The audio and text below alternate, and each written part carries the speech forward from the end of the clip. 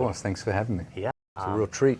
All right, we're kicking off another episode. It's been a little bit, it's been like 4 or 5 months since I've done one.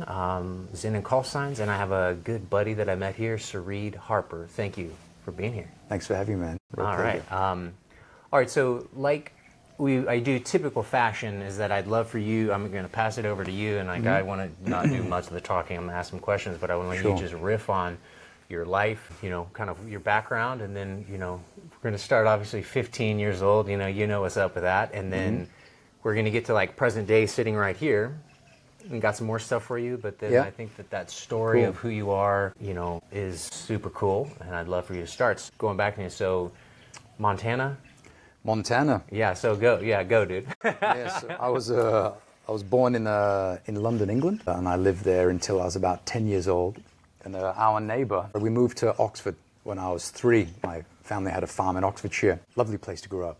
And then there was an American gentleman, and he moved in across the road. And my family and his family got quite friendly, and we used to hang out and have meals and whatnot. It was a really nice family. Anyway, my dad was in the process of transitioning to take over the family farm, and he could foresee a real nightmare with his brother, his younger brother. So he said, you know what, you can take the farm and shove it. Yeah. Because I'm going to move to Montana and grow me a crop of dental floss, you know, as the famous quote goes. And so we went to Montana. My dad and this guy spun up a business in Billings, Montana, and I moved there from 10 years old. Cool. Yeah, kind of went to high school and whatnot, got to university time. Actually, before that, life in Montana is very different than life in Oxford. People have licenses, you know, like when you're 15, 16 years old. And well, so what brought your family to, you know, because I know you're to Britain. Like, how did that? We were born in Britain, yeah. So I was born. My mum's from Israel. Okay. And my dad is from the UK, and we moved to got it. The US so that they could do this business venture, which they did. And anyway, so I mean, shortly thereafter, you know, like 15, 16 years old, my friends started to get their licenses. So, and a lot of them had these, like, you know, these smoking American muscle cars, which I thought was like remarkable. Yeah. I remember walking down the road and like you could see like Knight Rider, you know, the what was it? Yeah, the Firebird, wasn't it the Firebird? Yeah. And I was like, wow, KITT. Yeah. Or Bigfoot, you know, these monster trucks and whatnot. And it was like, I remember walking around with these giant eyes because all the American influence on television that I had experienced in the UK was like right there in front of me. Yeah. Which was really, I remember it very clearly. It was beautiful. I also remember the heat. Gosh, we landed in the summer and it was like 40 degrees Celsius. And I remember thinking like, what the hell? It was so hot. So we spent, it was a huge adventure to go to the US, actually, to land in Montana, which is such a beautiful place. So me and my pals, you know, on the weekends, we used to go up to the mountains, fishing poles, sleeping bags, and just have an amazing time. And so I explored a lot of Montana, spent most of my time up in the hills, which is a very, very special time of my life, for sure. I can imagine, yeah. So I think you're alluring to a very specific episode I had. A very dear friend of mine, I haven't spoken with him actually for many years, Travis. He was the first of our friends to get his license, and his mum and dad gave him this like 1970s Cadillac. Oh, nice. It was gold. We used to take it to our middle school and do donuts in the football field. And so, like, what year was this? Oh, gosh, when was this? 90s. Yeah, this was probably 91, 92, 93. Okay. Actually 10. Yeah, probably 90. Probably around 90, actually. Gotcha. Okay. 89, 90. And so we used to drive all over the place. And then we had a friend, Eric, who lived in this area in just outside of Billings called Echo Canyon. And we were driving out towards Echo Canyon to pick him up. And then you come to a point where the road takes this big right swing, or you can go straight, and Eric lived up the road there, so we went straight. But the road was blocked because there was some like farm equipment that was being moved across the road, so we stopped, you know, maybe about 100 foot away from this farm equipment, and we were just chit-chatting, and we sat on the front of the car and just kind of talking shit. And we'd been speaking for like 5 minutes, but then we kind of looked at the farm equipment. We thought like, what the fuck is that? Yeah. You know, it was huge, and it wasn't moving, and it was just in the middle of the road. And we thought it was like a combine harvester or something, but it wasn't. It was this giant flying saucer parked in the middle of the road in front of us. And so we were actually really stunned initially. So we started to walk towards this object, and did you remember Doctor Who? Yeah. Yeah, it was kind of something from that era almost, where it looked like this giant, in a cartoon, if they would try to represent like a giant diamond, it would be shaped like this. Yeah. It looked like that almost. Yeah. And it was in the road, and it was ginormous. It was huge. And we walked up pretty close to it, and we kind of walked around it and looked at it, and it had these lights around, just under kind of like the lip. Yeah. I remember it was like red and white lighting. And we just walked around and we looked at this fucking giant thing. And we were like, what the fuck is... Am I allowed to swear? It's cool, yeah? Yeah. I mean, we were like... we were flabbergasted. Yeah. And we got really, really self-conscious about what... We got actually quite alarmed and scared. Yeah. And so we started to go... all about 15. I was 15 years old at the time, yeah. And we were like quite frightened because we'd never seen anything like it. We started to move back to the Cadillac and we got into the car, and then this thing just left. No noise. No, there was no like jet propulsion. Sure. It just left and it was gone. And then we thought like, what the hell you guys is that? like sober? Like No, I mean, we were like 15. Yeah. We weren't. The night was young. We weren't drinking, and we just sat in the car thinking like, what the hell was that? Yeah. And so, I mean, that was, I think, the point in my life where I started to question everything. Yeah. Because I can imagine. Yeah, I mean, all the stuff that you'd ever been told in a classroom, or you ever discussed with friends or family around the dinner table. I mean, if UFOs came up, it was dismissed immediately as like science fiction. But I knew, I had a conviction, 100% conviction, UFOs are real, and I know it because I didn't touch this craft, but I mean, I could have touched it. I think that was a point in my life where I started to question every narrative I was ever taught. Yeah, so I felt that when you touched on the concept of UFOs or ETs or whatever, I mean, everything was dismissed immediately. Right. Because I feel like that's the kind of the start of like a, how contrarian nature, where you're like, well, or I think you mentioned something we chatted previously where you asked a science teacher, and you're like, hey, well, I asked him like, if this real, and he just instant dismissal. Yeah. And like then you're like, who do you chat with about this? Yeah, sure. Like, because your reality was changed, like from like that big perception. shift. It was a huge shift, and I felt that inside of me. And, Yeah. and there was a period of time where I was pretty silent about my experience, and I didn't speak about it with anybody because I think I was like in a prolonged state of shock about that experience, and I spoke with Travis about it. What did they think about it? Yeah, I mean, we were like, we started to question what we saw, and I think that we were, it was like a profound state of confusion, and I mean, we started to question it 100% if it was real. Wow. But it was like, I mean, undeniably real. Right. I mean, I've drawn it. People have asked draw it, and I can draw it in detail really quickly. It's like the memory is in there. Yeah. Those internal images are super quick to come back, and it was a shocker, an absolute shocker. Well, what comes to mind is like, the CIA and different people talk about like having experiences young, trauma. They talk about that, where it shapes, young, depending on the level, like it shapes people into like CIA operatives in a way. And I think that it's like, that's skewed in my opinion. It's like, you don't have to have like trauma or like, that type of experience. You can have something that makes you, that tweaks your reality, that sets you off on the contrarian path. And I think that's like an example of one where it starts to question the paradigm of everything. To be contrarian, to be more thoughtful about everything you do, because you realize the world isn't confined into just a little bubble. It's like, whoa, it's infinite, right? It regardless of what you believed or not, that experience, I feel like that's what, to be honest, that's kind of why we were right here chatting about it, I think that's when the road forked, and I decided I toyed with the idea about walking a different path than perhaps I otherwise would have, which I'm very grateful for, because that opened my mind to like alternate kind of perceptions of reality. Right, I thought like whenever like I'd ask a teacher something and they would shut it down, then I would say maybe I should explore that a little bit more. Whenever someone said no, then that was within me, that was a green light to explore that further, which is what I think I did professionally and personally throughout the rest of my life. Yeah. Yeah, for sure. So yeah, I feel like that's a culminating experience to, some people's take a little longer, or it could be like for a youngin, it's like individuation, or when you see a UFO at 15, you just then it's in like that Right. experience where it's like, sober reality of the infinite. Yeah. Because right, you're just so that's fascinating. So all right, so Yeah. that's high school. So did you finish out high school in Montana, or I finished high school at a senior high in Billings. Okay. Yep. And I wanted to be an orthopedic surgeon, so I went to school to study medicine. I didn't finish. We had a lot of run-ins with immigration in the U.S. And so there was a guy who worked for the immigration who had a bit of a hard-on for my dad, because my dad was like a wart that would not go away. And so my dad and him clashed, and so he was hell-bent on deporting us.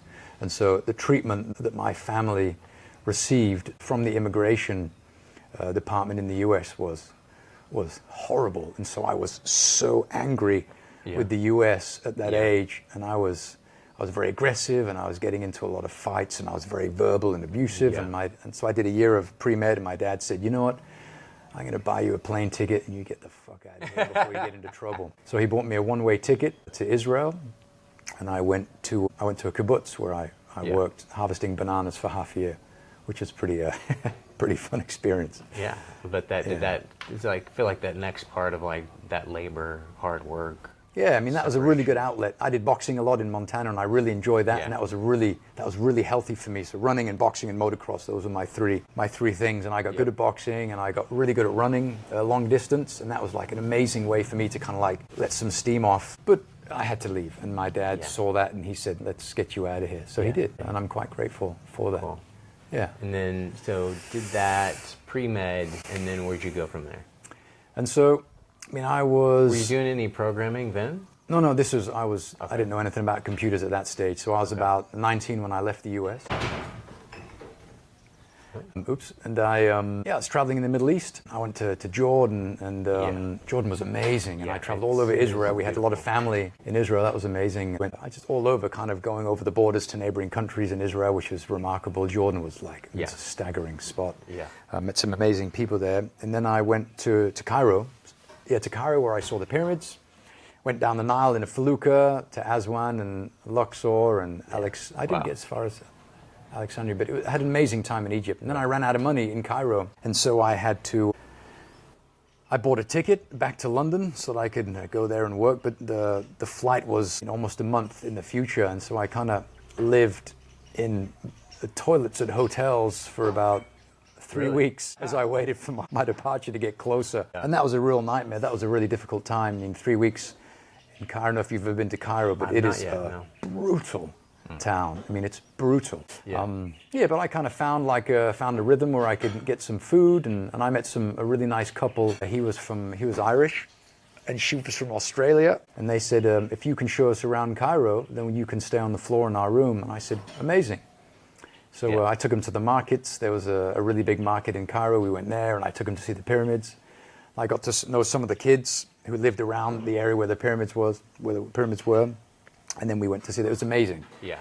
And at that time, you could go into inside the pyramids, Tutankhamun's tomb, and I was inside, and it was like, I mean, I've never seen anything like it. Yeah. It was incredible. Wow. You'd go into these massive structures, and you'd walk through these shafts with steps, and they would cram people in there. And if you were claustrophobic, you would have a very difficult time. Yeah, I can imagine. But you would walk up these stairways into these ancient buildings, and then you would come out into this massive room, this massive cavity inside, and in the middle there would be some kind of like a kind of a tomb or a burial, and you could walk around it, and it was unbelievable. What do you think about the LiDAR discovery underneath the pyramids? Are you familiar with that? I do. The 21-foot deep columns. 2 kilometer.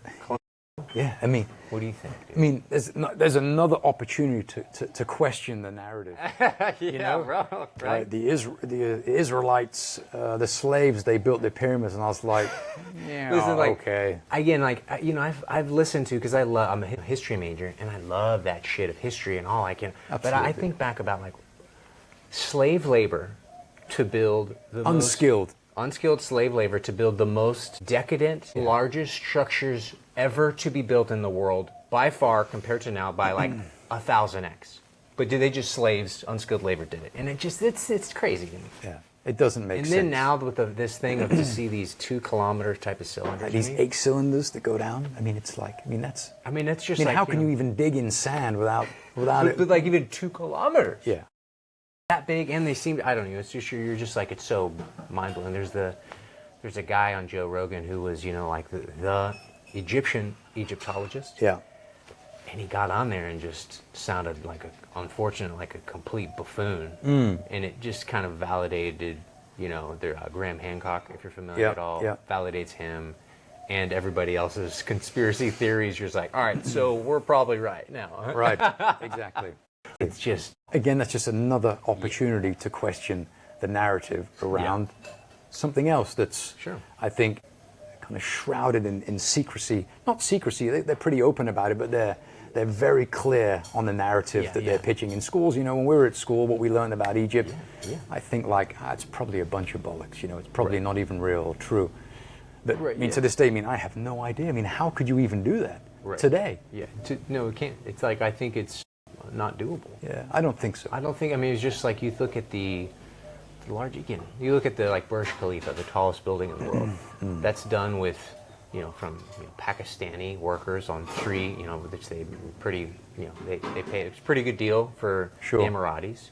3 shifts, Pakistani, and Indian workers, 3 shifts, no safety, real bare minimum safety protocols that's how you afford to do it. But then that's, okay, now times that by moving blocks from 500 miles away, 3-ton blocks, even bigger, like, and just all of the extra things, and you're just like, but then I always think about the pyramid there's the entrance now, maybe the one you went into on the side, where it's like you see the entrance where everybody goes in, and it's just like somebody with pickaxes. That's how they get in. They just and it was not like a entrance, right? Like they literally pickaxed to get in. Because there was, it's just like, it's like, because there's no opening. It was like, there was no, so it's just a fascinating, we can wax about that. Yeah, absolutely. But that's just like another, you think like, this makes you wonder. Yeah. And curiosity is, I think it's a beautiful place to start when trying to learn more about whatever it is that you want to learn about. It's like an authentic yearning to know the truth or just more about. Yeah. All right, so Cairo, you get back. I get back to London, lived in a backpacker house in northwest London in Cricklewood. Lived with a bunch of Aussies and Kiwis and South Africans. Nice. And a guy from Zimbabwe. And then we had a room that was for rent, so we rented it out, and 3 lovely Danish girls rented it, one of which is my wife today. This is in 1996, It's a long time ago. So I was making breakfast in the kitchen, I had like hair like this. I was laying brick back then. And her and her 2 friends came in with the landlord and said, Jan Lavender, that was the name of the landlord, an English lady. She said, "Good morning, Sarid, just showing the room to 3 girls." You're like, And I was a bit like, and I remember like it was if it was yesterday. It's kind of like cooking eggs and sausages, and I looked over and I saw Christine there standing in the hall, in the entrance to the kitchen. So his wife's beautiful, by the way, so I can imagine she was, Yeah, and she had henna red hair, and she had her huge blue eyes, and I was like, and I saw her, and I mean, everything else just dissolved, and I was like almost instantly in love.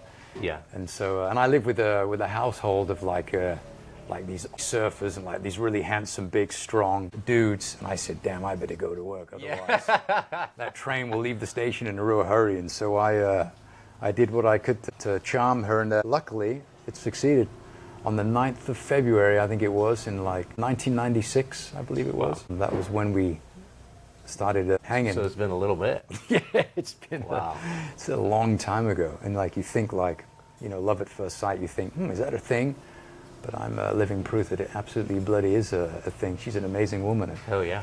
I'm still head over heels about her, hoping it's mutual. Obviously so, yeah. And so, half a year later, I moved to Denmark. Yeah. She was studying philosophy, and I was kind of there, and I worked at an English pub, and to learn numbers and learn how to speak Danish.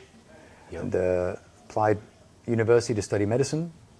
And I was missing a bunch of classes, and I thought it would be a really good opportunity for me to learn how to speak Danish. So I went to a local college and I took psychology, mathematics, history, and one of the classes was computer science. And I said, yeah, maybe I'll give this a shot. And so anyway, so one day I was sitting in computer science class, and there was this guy, his name was Norman Everson. That was my computer science teacher. He was this giant guy, big glasses, no hair, like really like dirty glasses. And I was sitting in one of his classes one day, and I asked him, I said, hey Norman, I said, what's a computer virus? Oh, really? Simply can't wrap my head around a computer virus. I get it within the field of like biology or chemistry that you can have foreign agents that can disturb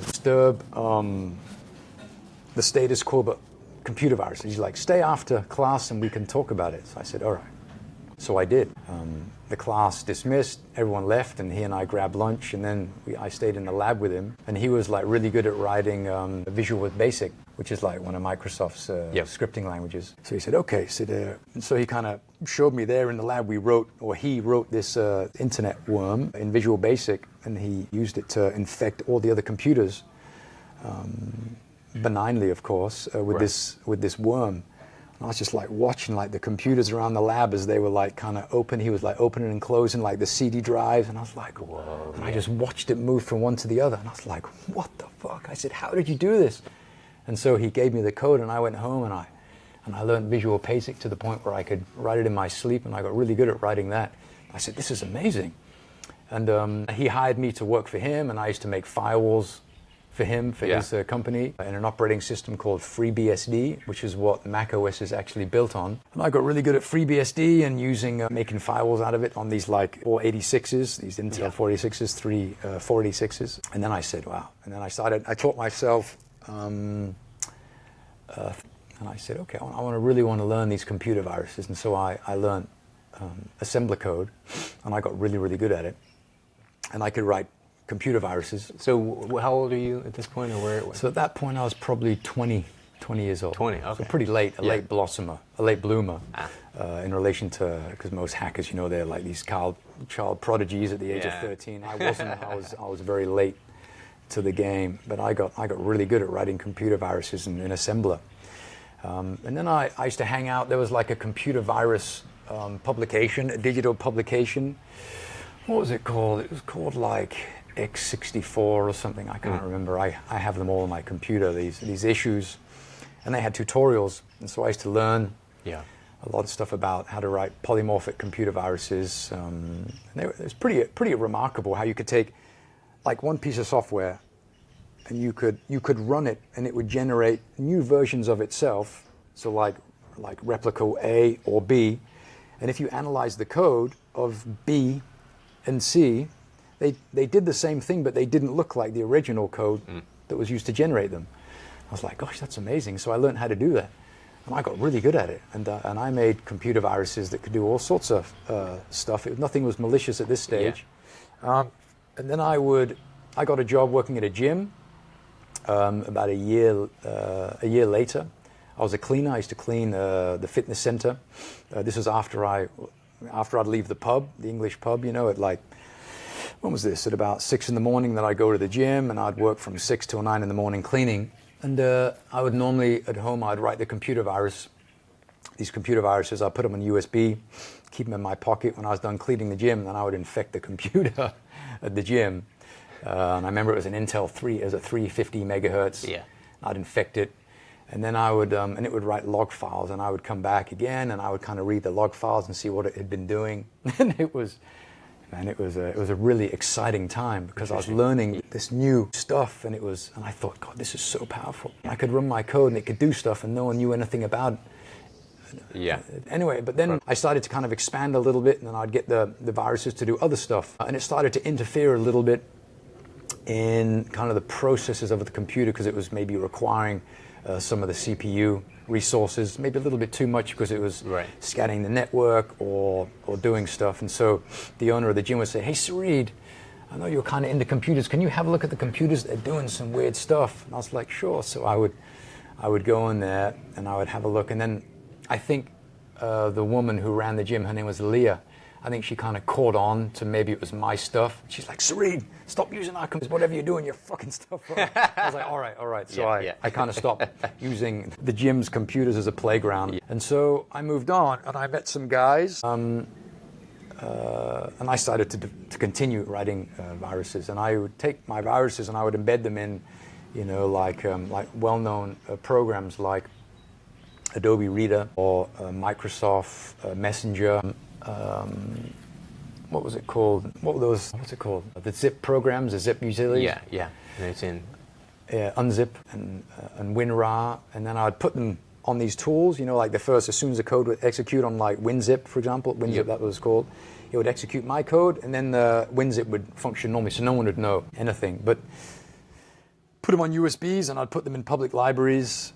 And I would, big USBs, like 8 gigabytes back then, that was a lot. And so people would like take them and they would run them. Oh, wow, Adobe Reader, I need that. They would run it and my code would execute. And then I could follow along in what they were doing, because they would kind of check in to my computers that would kind of be on the receiving end of these messages. And I used to get like a lot of stuff coming in. I was like, wow, this is amazing. So when I, at some point when I was in the military, we weren't allowed to use USB sticks anymore in any computer. It had to be a spinning disk drive. Right. And I think that was part of that. Sure. Like, because it was so easy. Because that's the deal. It's like, oh, the USB 8 gig. Oh yeah, this is a good one. And then put it into the government computer. Done. Yeah. In. Backdoor in. Speaking of that, so the NSA. I don't know. This is a little while ago now. I don't know if the contract was up and it got bought out by Amazon Web Services, and they did an audit of the Blade servers, and they found, the server panel this big, and they found like a pin size backdoor. And I don't know if are you familiar with that by chance? And this was a little while ago, but basically, so everything that the NSA and secret or anything, all of it, backdoor, I believe, to China. Like that's what because they're made out of Taiwan. So it's like state sanctioned level, processing of like making a Blade server and putting the little tiny speck of a backdoor on there to facilitate that. And I mean, it's the same thing you're doing in a way, but like when an entire government does it. And so wild. It's wild. Of like where it's like, I think like everybody has because I think that's interesting. It's like, okay, everything runs. So like, all right, so how you can just, like deconstructing in a way. It's like, well, how does it, so the virus is like, no shit, biological thing too, but in computers it's just simpler, right? It's bigger in a way. Yeah, well they kind of operate, they exhibit the same characteristics as like living viruses, just in computer code. Right. Which I find remarkable. Yeah. Also encryption, sometimes they would have, later on, just to continue down the path. So I graduated, I went to university, studied computer science. I mastered in offensive IT security, so like computer hacking and vulnerability analysis and stuff like that. That was kind of my passion. I found like an outlet for it, where you could do stuff without getting into trouble. Yeah, so let's chat about that, of like kind of like what does that look like? How does that work?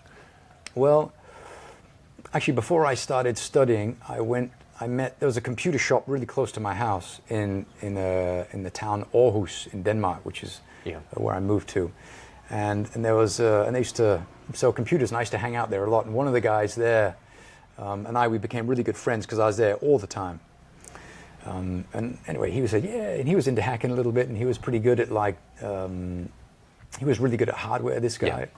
And there was another guy, I never knew his real name, but he had like a kind of a handle, Björno, and he was actually, I think he was a plumber, but he was unbelievable at something called reverse engineering, where you take like a computer binary, like an executable, and you analyze it, and so that you can see the assembler code, and he could like find bugs in it. And he also kind of taught me how to do this a little bit. So we'd be looking at computer code and it would come out in hex, and then you would feed the hex into something else that would reconstruct the hex into assembly code. And then I was like, assembler, I can read assembler. Yeah. And so I could rip through it and I could find bugs and stuff. And anyway, so we used to do some fun stuff. We used to meet up virtually on the weekends or during the week in the evenings, and we would look at computers to play on. So did you ever game at all? I was never a gamer. Yeah, so it's I feel like that's a layer, but then this is just a different level. You're it's like just kind of like the back end of everything. I wasn't very good at like gaming because I always got like pretty sick, like motion sickness. So if the screen was moving too quick, I used to get like really nauseous. Okay. And so code is static; it doesn't move so quick. So I felt pretty comfortable there. So so we used to like play around, and we played on some servers and found a lot of cool stuff to do. There was a really cool. It probably still exists today. A place called Pull the Plug, and there was another place called Hack This Site. And they were all websites that encourage people to hack. And I remember that Pull the Plug, they had like a farm of SUSE Linux servers, and they encouraged you to hack them. And they had these capture the flag stuff, and we used to play those all the time. Interesting. Wow. Yeah, they were a lot of fun. Anyway, so we used to play around a lot. And so eventually there was one night where these guys, my friends, they were playing on some computers, some servers. And I was out with my wife Christine, and they got into trouble. They got caught, and some of the computers, or one of the computers that they were on, that they belonged to a foreign government, and they got into deep shit. And Björn, though, he got really a lot of trouble. But luckily I wasn't there. I wasn't involved, and I kind of like stopped talking to those boys. Yeah. My mothers were telling, I don't want you speaking with those boys. And I stopped. I completely kind of backed off. Is it hard? Like, how difficult is it to mask your tracks? Back then it was a lot easier, but back then you weren't so worried about doing it. Well, I guess it wasn't as prevalent. This is like early. Actually, this was like 1990s, late 1990s. Okay. This is a long time ago. Yeah. I mean, firewalls existed, or you had like filters on routers and switches and whatnot. But I mean, I don't think Checkpoint Firewall existed, or maybe Cisco existed back then. Maybe Checkpoint Firewall existed there, but they had like reasonable technology, good technology back then. But we weren't so concerned about getting caught, to be honest, which is why my friend got in a lot of trouble. I see, yeah. Yeah. So anyway, so I ended up going to university to study computer science. I got into offensive IT security. Sure. And I was really into writing code and attacking computer systems, black boxes, protocols, binary protocols. Yeah. A lot of people have things like, they'll say it's like encrypted.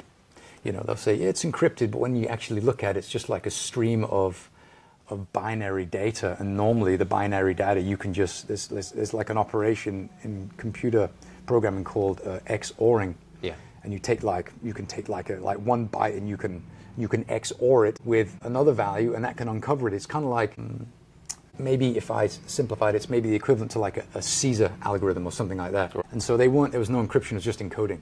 Encryption you can't undo, encoding you can undo. And so they were XORing on the client side. It would be encoded over the wire. When it got to the server side, they would XOR it again with the same hex byte, and then they could read what it was. And so I got really into like analyzing binary protocols and stuff like that. And at some point you function as like a red hat in that sense. Is that correct terminology? Yeah, so they have these terms like black hat, which are the bad guys, white hat, which are the good guys, and the gray hats, who kind of like white hats by day, black hats by night, maybe, or do some shady stuff a little bit. And so there's like this kind of like this gray area, hence the expression gray hat. Yeah, so I mean, at that point I graduated from university, my wife did as well, and I was like, let's get out of here. So we moved to Berkeley, California. And we lived there for a little while. My wife got a job teaching ethics to, I think, to the Marine Corps. Oh, really? Yeah. Oh. I think it was the Marine Corps in Sacramento. Okay.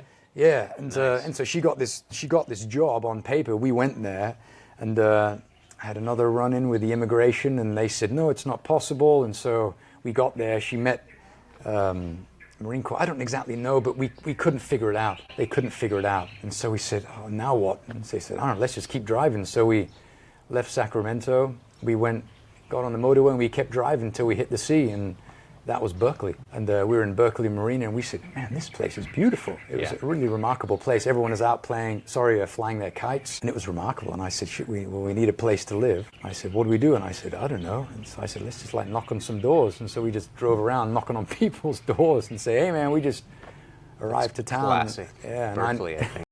I mean, people were really sweet. Yeah. And so I just started knocking on doors, and this young guy, he opened the door, and his name was, let me pull it up, Kevin.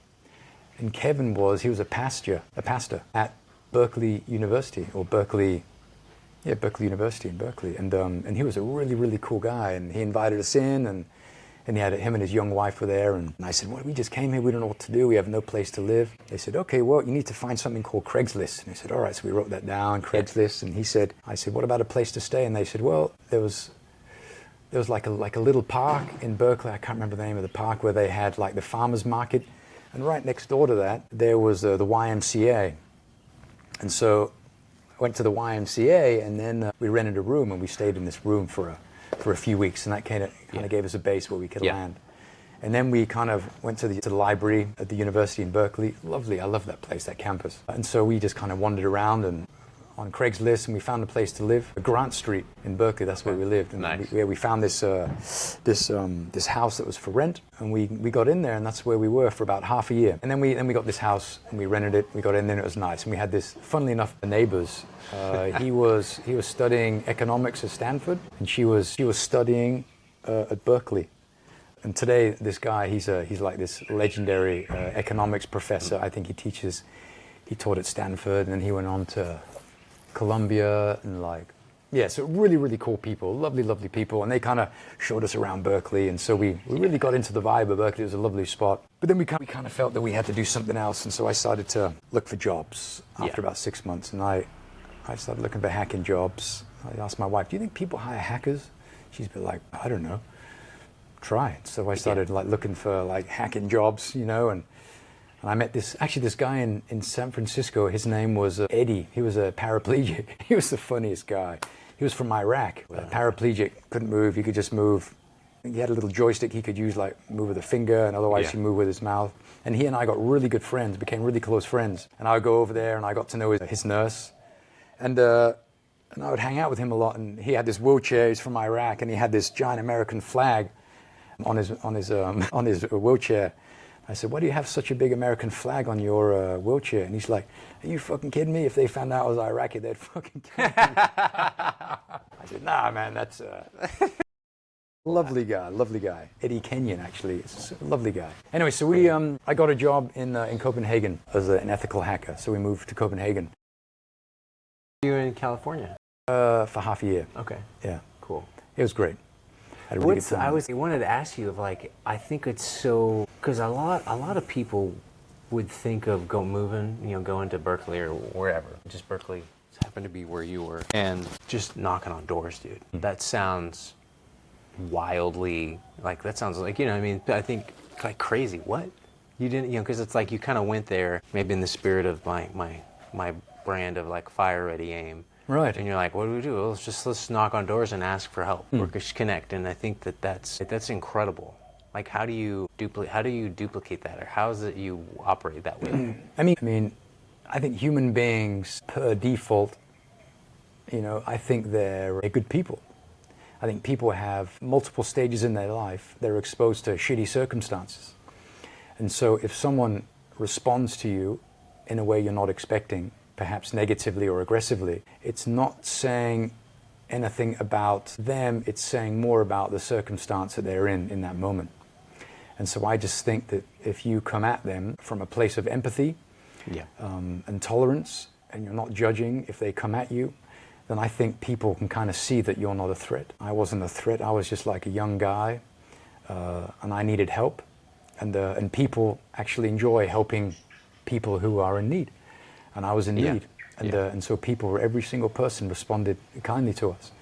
And so I think if your intention is comes from a place of authenticity, and empathy and love, I think that unless you engage in someone who's really suffering, I think that your interaction is going to probably be positive. Yeah, and so it was nice. People were lovely.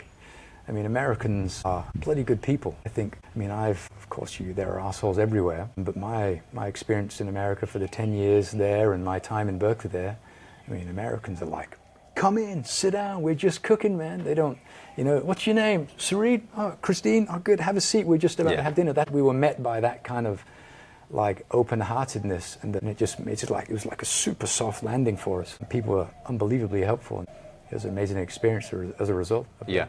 Wow. Yeah. And I spent some time also in Montana before that. And my experience of people in Montana and in the Midwest is I mean, I think maybe if people come from like, have a background or they look slightly different, I think initially people are a little bit like, what? But that's not America, that's Denmark, that's Germany, that's Japan, that's New Zealand, it's everywhere. I mean, people are slightly kind of reserved, apprehensive about people or situations that are not what they're familiar with. But I think, you know, as time passes, hearts are open, I mean, those walls drop immediately. Right, yeah. And I think that you just need to be patient enough to experience that, because it will come every time. You just have to be able to put in the work. Yeah, so that was a beautiful experience. Excellent. All right, so Copenhagen. We landed in Copenhagen. I was hacking, and we had, I met this guy, the guy who I interviewed with. It was a Finnish guy, died in a motorbike accident in Bali in August of last year. Yeah. Anyway, so we became best friends, and we lived and we worked together for about 10 years. Yeah. And he was a genius, and he taught me. He said to me, "God is in the detail." And so we did a lot of gigs together, and it was highly technical, very difficult. You know, a lot of code, reverse engineering of software, and we would always sit together in these very, very complex situations, and we'd always find the solution in the detail, things that most people would overlook. And so we did stuff that made people walk over. When I say people, I mean in the biggest companies in the world. Governments, three-letter agencies, the biggest financial institutions in the world, tech companies, and they hired us to hack them, and we smashed them all. And we did it in very, very short order normally, and it was a remarkable experience. And so Joachim and I, we were almost like invincible. That's an interesting statement of like God is in the details. What do you, like, what's that mean to you? It means, I think nobody, at least anymore, is willing to do the long read. They have an article, you know, and they want TLDR. Yeah, there's too much of TLDR going on. It's a bit like, man, sit down. Yeah. Allocate some time, put your telephone aside, and read. You know, take this piece of code and read it and understand it instead of just skipping over, because the subtleties in secure, insecure, it can be one byte. Right.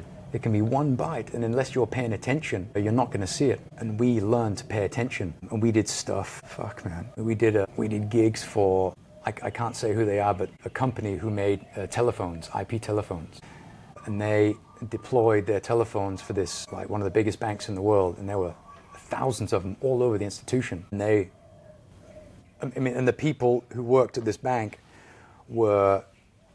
They were told by this organization that our telephones are bulletproof. And the bank thought, I'm going to get Sarid and Joachim in. And so we came in, and we had to do it on the weekend when the markets were shut, because we were on the trading floor. And we pulled these telephones to pieces, and we smashed them. We made little scripts, you know, in Python. We could eavesdrop between telephones. We could make them ring. We could do anything. They became our bitches, to say the least. And it was a lot of fun. And we had the meeting like a week or two later with this company. It was on the telephone, and it was time to. This company got very, very, as they say in Danish, røde ører. You know, they got very red ears, and they were like burning on the other end. Yeah. And it's because we paid attention to detail. We invested effort in doing things properly, not overlooking. And as I moved kind of throughout my career, I just got bored with that, and I got a bit burnt out, to be honest. How does it, because it seems like an interesting, you know, super interesting, but then again, at the end of it, you make yourself obsolete in a way where it's like, I fix your problem, and then, you know, you do it, and then they're like, all right, see ya. Unless I don't know, is that kind of how it works? Because actually just the continuing revenue, or, you know, I don't know. No, but it's not like that, because, human beings are innately lazy. They will continue to make the same mistake over and over again. Yeah. That said, as time progressed, the technology matured and got very strong, very robust, and it got more difficult to break, right, even though we were paying attention. Yeah. And so we thought, damn, man, what do we do? And so I thought, I'm going to turn my attention to the people who are operating the software. who work at these institutions that we need to get access to. And so I started focusing on human hacking, also known as like social engineering, I think the coin was termed. And so I went to school to become a hypnotherapist. I learned hypnotherapy, which is, I mean, fascinating, absolutely fascinating. The stuff that we'd be exposed to. I mean, it was like, you could do like these past life regressions, and you could, I mean, there was this, I remember during my exam, there was a woman in my class, and I had to, I mean, my graduation piece was I had to regress her. And I brought her back to like a civil war in another country. Wow. And she was saying words in a language that like we didn't understand. And she was like, and in her current life, she had pain in her back, like around, I suppose, where the kidney would be. Yeah. And then we kind of discovered via this regression that she was shot or stabbed during a civil dispute, like a civil war, and that's what she was carrying during this lifetime. And I was like, what? And again, my mind opened even more, and I was like, what the hell? Yeah, well, I feel like that's interesting, because if you could tie in like, all right, these systems are harder to hack via code and how they're operated, but then but if you could hack the person, understand the person, then it makes the system's encryption irrelevant. Totally. Right? Totally. Well, and we did that. Well, that's what I did. I mean, most of the computer nerds, I mean, Joachim wasn't the kind of guy who would do that. He was way too introvert. Sure. He was way too Finnish. And so I did that. And so I studied all this stuff, and I studied something called Ayurveda, which is like a science of life, an ancient science of life. It's Indian. It goes back like 5,000 years, and each person has a dosha, or a combination of doshas. You're a Pitta, I'm a Pitta, Kelly is a Pitta, my wife's a Vata, some people can be a Kapha. And so when you know that, you can automatically draw conclusions about how they respond in certain situations. Because that's such an interesting topic, because you look at Indian culture, or even like the Bali Hinduism, that goes back 5, 6, I mean, it goes back, predates the Bible and all of these things. And, you know, it's looked at as if, you know, from the West as like quackery and woo-woo shit, where it's like, well, not really. Like there's such an amount of like verbal, it's passed verbally, so much than that. Intuition, spirituality. There's, I think the Bhagavad Gita, like that same thing, that's 5,000 year old, you know, in those things. And so it's like pulling from that type of thoughtful rhetoric, like, because the patterns are there. Because like, right, you're super analytical, you see these patterns, and then you pull from this old document, you know, a lot West considered woo-woo, but then you're looking at, well, they're fucking patterns here. Of course they're they're innate, they're undebatably. Sorry to interrupt. No, but I'm just kind of like, because there are all of these patterns. Then if you're got into the detail, if you're paying attention, then you'll see them. So I studied social engineering under an American spy, an FBI agent, and he partnered with another guy who partnered with this third guy. And this third guy, he was kind of an interesting gentleman. He's like the godfather of micro expressions. Oh, really interesting. Yeah, and so we studied under him, and we had, I mean, it was remarkable. Just like nonverbal cues, all of this stuff. Like if you learn that stuff, I mean, you can be sitting in a situation with a person who's suffering, or in the face of abuse, you can have unlimited empathy for them, because you can see that non-verbally they are suffering and they want to do better, but their circumstances prevent them from doing so. And that just drops. There's no barrier. You can impossibly respond negatively or aggressively or defensively or offensively. So you see like their Godhead in a way, where you're like, why would I? Sure. Whatever there's maybe hatred to you, you're like, oh, but I see you though. Yeah. So I don't have hate for you. I don't have this. I don't have reciprocal or reaction. Sure. You see, you know, it's like that's what makes it to be able to not react, but more true. Respond. It's very true. It's very true, and I think it has a lot to do with ego. And I think if you can suppress your ego, and you can stop taking offense to stuff. Oh my gosh. And realize that it's not about you all the time. It's about them. You know. Yeah. Then I think you experience much more positive interactions with people, no matter the situation, almost. You know. Yeah. And so I studied these things, and I got really good at doing this. And I did that for about 7 or 8 years. But then I had a very difficult time with the ethics around it. I don't know if I've mentioned this to you before. There's a scene in The Devil's Advocate, Al Pacino. and Keanu Reeves, they're on whatever the character names, the devil and I don't know, son. Right. And they're on the subway, and Al Pacino's looking over at one of these two like Latino guys, whatever, Hispanic, I'm not sure, and they're speaking Spanish, and then Al Pacino's just staring at one of the guys, just smiling, just a shit-eating grin on his face. And the guy's like looks over at him, and he's like, "The fuck are you looking at?" And he's like, "Nothing." Al Pacino's like, "Nothing. I'm having a great day." And and it's like, and he's like, "Oh, why don't you shut your mouth? Like, you're creeping me out. Like, I'll fucking cut you." Like, and he's like, "Oh, why don't you take that?" Basically, then like, "Oh, why don't you take that razor and go shove it up? Your wife or girlfriend is, they're smoking crack in the apartment right now. Why don't you go put that knife where it needs to go? Get off at this next stop." And I always thought that's the devil knows that because he's the devil, and that's how he works. But it's like, well, from my wife's gifts and what I know, I think with our reality is like, what can you infer every bit of this feeling and or micro expressions? And I'm like, I don't think it's that far off to say that a person could infer all of these things from what they can take in from if they have access to that subconscious and theirs and connection. And so I'm like, initially I was like, that's crazy, it couldn't be possible. But now I'm like, well, maybe a person could do that. In some ways, maybe it's exaggerated in a movie a little bit, but man, no, being a little older now, where I'm like, oh, I think people could leverage that information, 100%, to do terrible things or remarkable things. Yeah, 100%. I totally agree.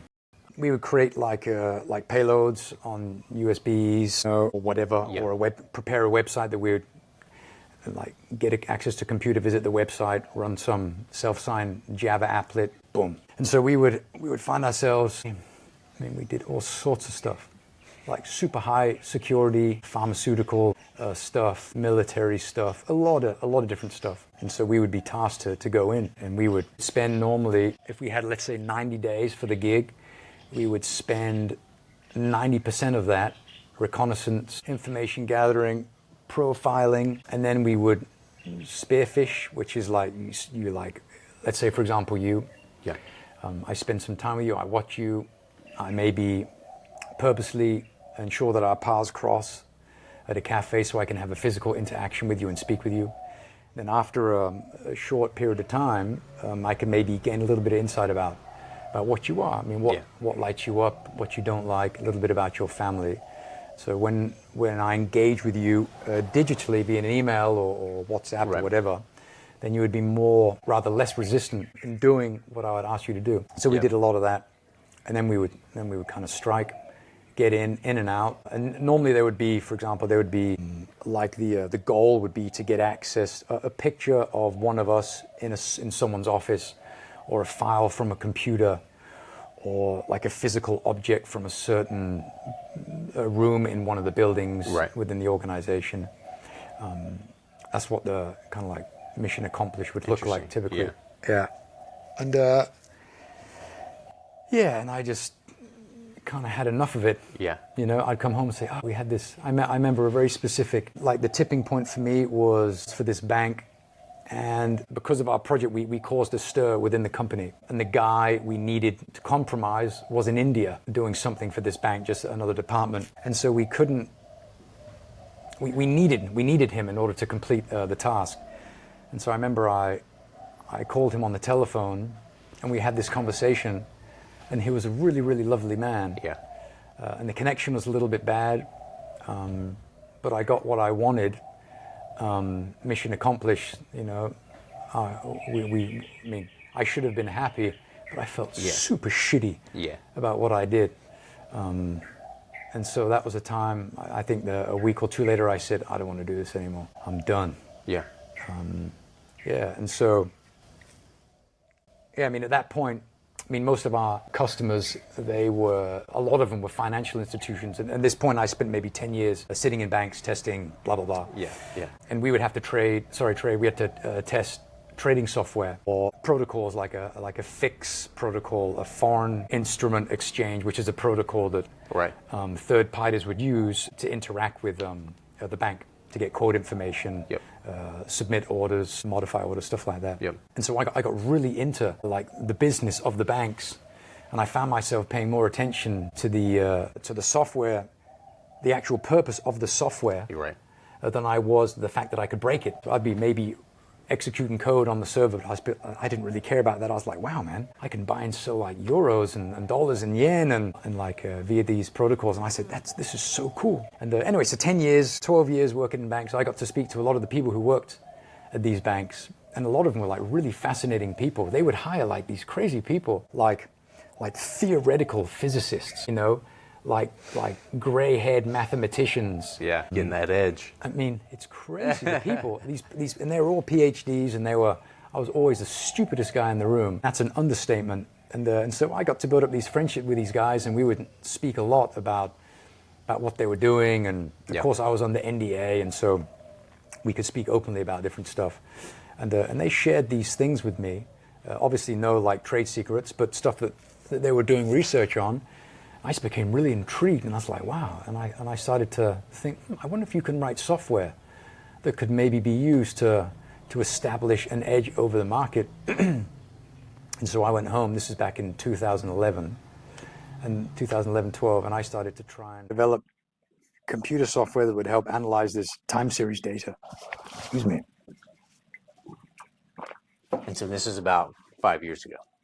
No, this goes back. I was still hacking. I stopped hacking maybe professionally, maybe 5 years ago. So I was doing like the consultancy and the trading software since about 2010, 2011. 2011. Then I did them parallel. Okay. Still working at the bank, still having these conversations with these banker types or academics who works for these banks. And I started to focus on cycles. The cycles have always fascinated me. Sure. You know, when you have a conversation with a person, you can feel that there's like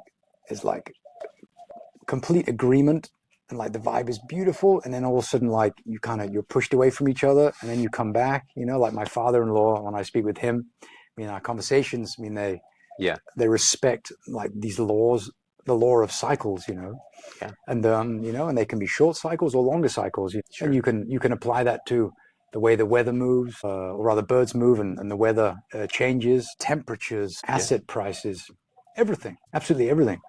And so I thought, well, there must be a way to kind of apply these concepts to Are you looking at like prices. Macro data, like big cycles that are? No, so what I'm doing is I'm looking at time series data alone. And if you look at like time series data for, let's say, gold, you can see it represented on different time scales. You can look at like 1 minute data. So you have like one bar on a chart represents 1 minute of market time. But you can also go to 6 month data where one bar represents 6 months of trading, buying and selling. And so you can take some of these and you can overlay them, and you can kind of see where they sync up. And when where they sync up, this is kind of the sweet spot. And you can have, for example, gold. it can be selling off on the weekly chart. So you have the cameras here. So if you have the weekly chart, and it goes down like that, you have like one cycle on a weekly chart. Mm-hmm. On the daily chart, it'll go like this. Yeah. And on the 4 hour chart, it'll go like this. You know what I mean? On the hourly chart, it goes down like that, and so on and so forth. And you can identify, first of all, most importantly, I think you have to focus on the macro trends, because this is where you get the potential for really big moves with limited risk. And so you want to position yourself either at the top or the bottom or in the middle, depending on where you are. But you want to pay attention to where these medium-term cycles occur. There has to be like an overlap of sorts, so that your timing is correct.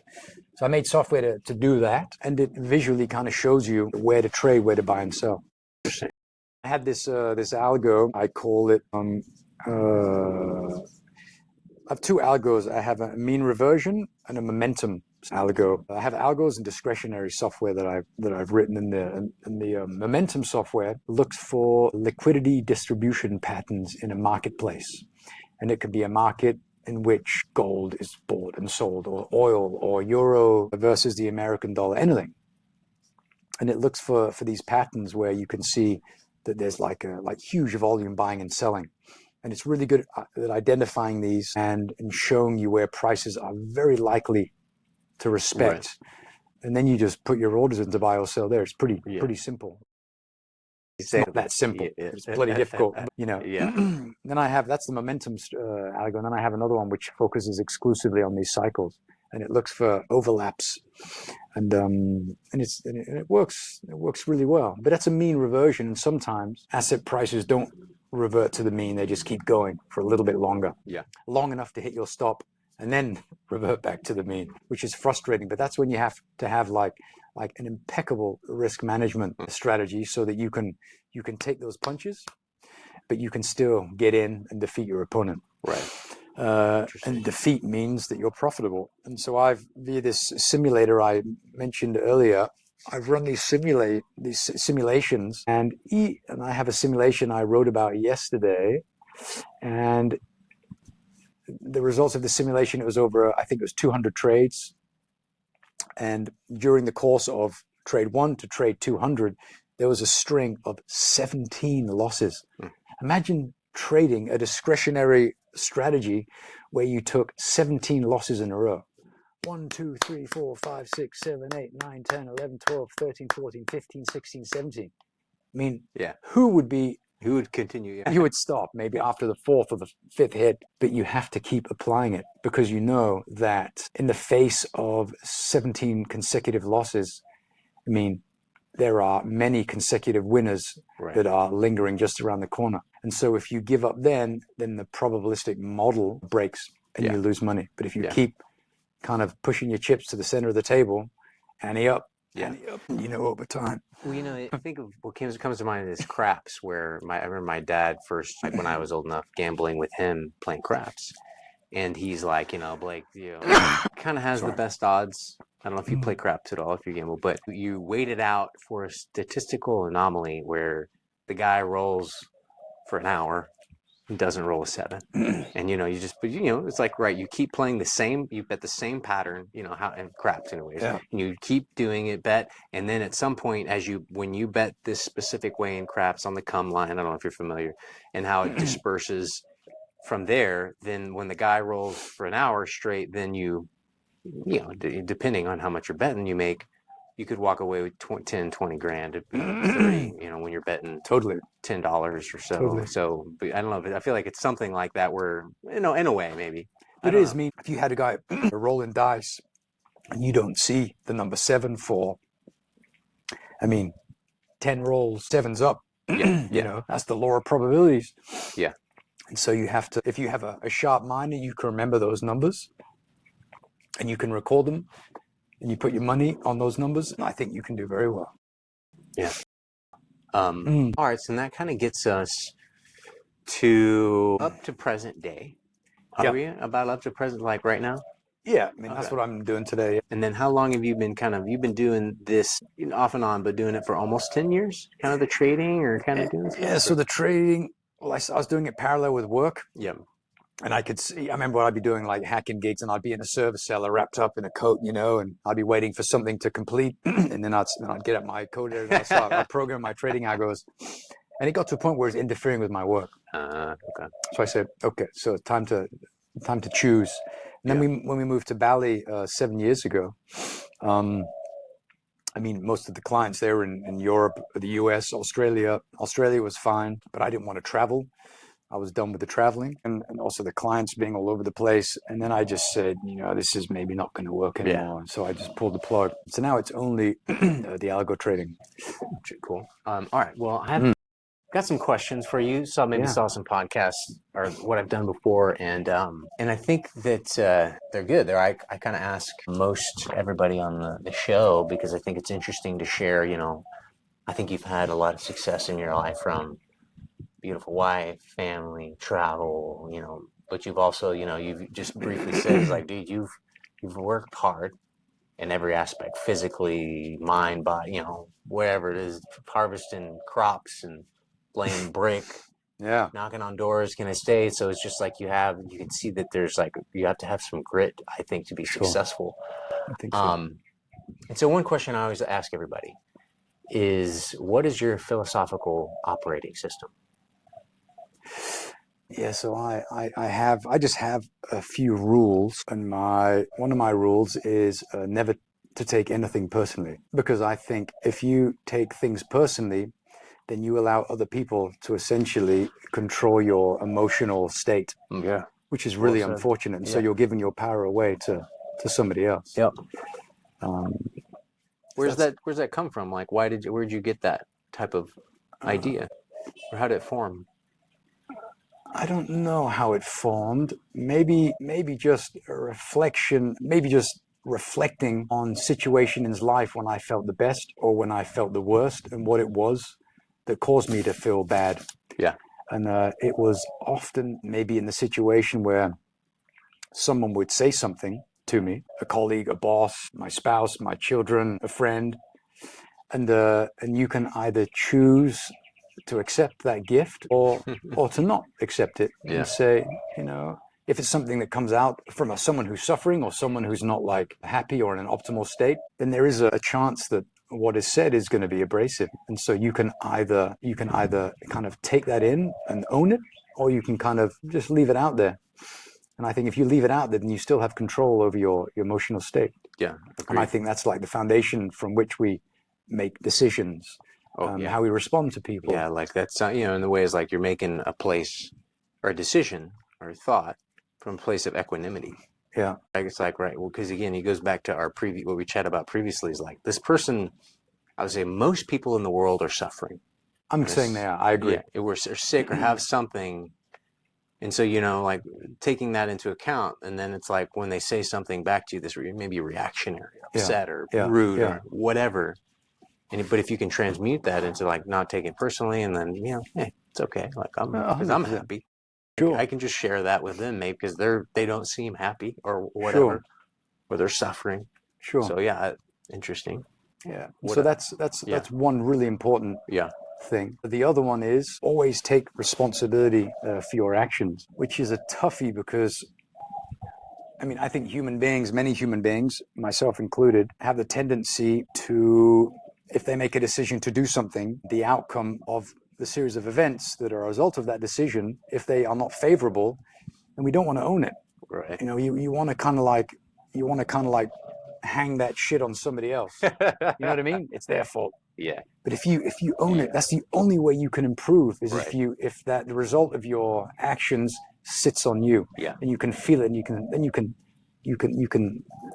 can assess whether or not that feels good. And if it doesn't feel good, then do better. Right. Change. Feel that way. Yeah. Absolutely not. I think that's crucial. And another one is always tell the truth. Honesty. I think that's paramount for all good interactions. It's just tell the truth. Yeah. Don't lie about shit. Yeah. If you do something, if you do something and you don't own it, well then you're more inclined to lie about it. Yeah. But if you do something and you own it, the fact that you're owning it says something about your character. And so that you're more inclined to talk about that situation, which is unfavorable, in a truthful way. And I think that's that's really important. I always think that's a quote that I like is the truth doesn't mind being questioned. No. And that's why it's like when I like to I like to question things. Sure. And then when people get upset about it, you're like, follow this. Noted. Yeah, exactly. Okay. Well said. Thanks for sharing. Sure. I like all those. Yeah. Good. What do you think? Another one I like is where do you see or how do you again big pictures like where do you see the intersection of luck and skill, or how do you view that, or what? Just big thoughts on it. Yeah, I think actually the luck is a result of a lot of practice. I think you can get lucky, but it goes back to my trading gig. I sit in my head and I do these numbers all day long. Like luck in life is normally a result of you doing something that you're really good at. And so your hit rate is going to be greater. If you look at one of the most obvious examples is sports people. Tiger Woods, he's a really good example. Yeah, you know what I mean? Is he lucky? No, he is not lucky. His luck is directly related to the number of hours he spent swinging that club, and so it might seem like luck, but because he's practiced so much, the likelihood of success is so high, but he still has the pleasure of experiencing luck, which enables him to jump even higher. And that's probability statistics. And so, you know, and that little margin is available to all of us, but you don't notice it as much if it's down here. Well said. You know what I mean? Yeah. Because we all have an equal amount of luck. It's just randomness kind of going around. What do you think about where it's, because I was just thinking, because it's tied to like your mindset too, I feel like luck in a way, in my perception. Yeah, 100%. But I think that, you know, like when you're really good, like if you just can't be a slouch, well, they're lucky slobs. Sure. Maybe if they were like Tiger Woods work ethic style, then they would just, it's just that extra, like, it's fucking audacious. It's like out of this world. But that is because of something completely different, which is equally powerful, and that is expectation. If you expect something to happen, the likelihood of that thing happening is greater than it not happening. A really good example of this is when my wife was pregnant with our youngest son. We're in Thailand, and we're in the water. So the sun was going down. It was a beautiful evening. I think I told you the story. We're standing in the water up to our waists, and my son, it was a beautiful evening. Yeah. And my son said, "Wouldn't it be amazing if dolphins came and they swam with us now?" And I looked at Marius and I said, "Marius, do you want dolphins to come here and swim with us now?" And he said, "More than anything." And my desire to make him happy facilitated this incredible high degree of confidence in my next act. We're good. And that was, I'm going to get dolphins to swim with us. And I said, "Let me call some dolphins." And I took my hand and I slapped the top of the water. Yeah.